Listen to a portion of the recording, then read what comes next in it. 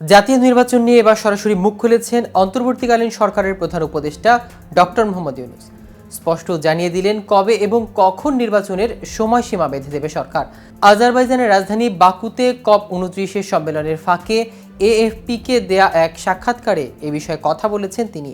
জাতীয় নির্বাচন নিয়ে ডক্টর মোহাম্মদ ইউনূসের সেই সাক্ষাৎকারের বিস্তারিত থাকছে আজকের প্রতিবেদনের বাকি অংশে। কেটিভি নিউজ 24 চ্যানেল থেকে আপনাদের সাথে আছি আমি মাহমুদ রহমান সিয়াম।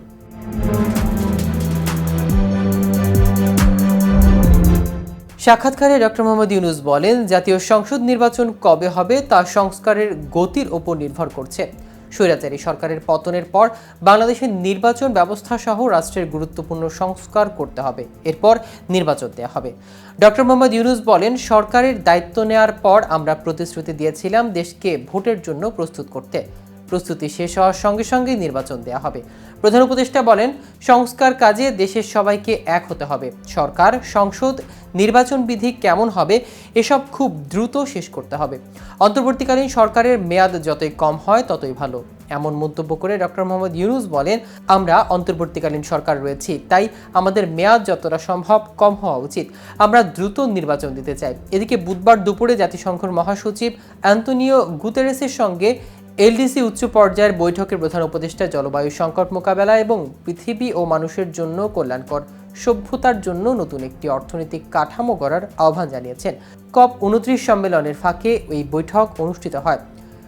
রুদ্ধদ্বার বৈঠকে 5টি প্রধান জলবায়ু ঝুঁকিপূর্ণ স্বল্পোন্নত দেশ নেপাল, মালাউই, গাম্বিয়া, লাইবেরিয়া এবং বাংলাদেশের নেতারা যোগ দেন। ডক্টর ইউনূস আরও বলেন, আমাদের একটি নতুন অর্থনৈতিক কাঠামো দরকার যা পৃথিবী এবং এর মানুষের জন্য কল্যাণকর। একই সঙ্গে বিশ্বের তরুণদের জন্য একটি অর্থনৈতিক ব্যবস্থা তৈরির লক্ষ্যে জাতিসংঘের পৃষ্ঠপোষকতায় হওয়া সম্মেলন সামিট ফর দ্য ফিউচার এর সমর্থন জানান তিনি বলেন, আমরা এমন অর্থনৈতিক কাঠামো তৈরি করেছি যার মূল হচ্ছে ভোগ এবং ভোগ। এটি শুধু বর্জ্য এবং বর্জ্য তৈরি করে। আমাদেরকে শূন্য বর্জ্যের বিশ্ব তৈরি করতে হবে।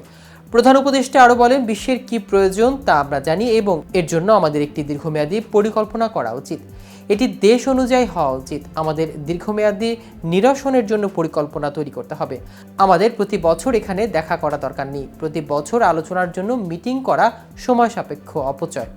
এর আগে নেপাল ও ভুটান উৎপাদিত জলবিদ্যুৎ শেয়ার করার জন্য একটি দক্ষিণ এশিয়া গ্রিড স্থাপনের আহ্বান জানিয়েছেন প্রধান উপদেষ্টা ডক্টর মোহাম্মদ ইউনূস। জলবায়ু সম্মেলনের সাইডলাইনে সোশ্যাল বিজনেস গ্রুপের সাথে এক বৈঠকের প্রধান উপদেষ্টা বলেন, বাংলাদেশ, ভারত, নেপাল ও ভুটানের সাথে সংযোগকারী বৈদ্যুতিক গ্রিডের অভাবে হিমালয় অঞ্চলের দেশগুলো বেশিরভাগই জলবিদ্যুৎ সম্ভাবনা এখানে অব্যাহত রয়ে গেছে।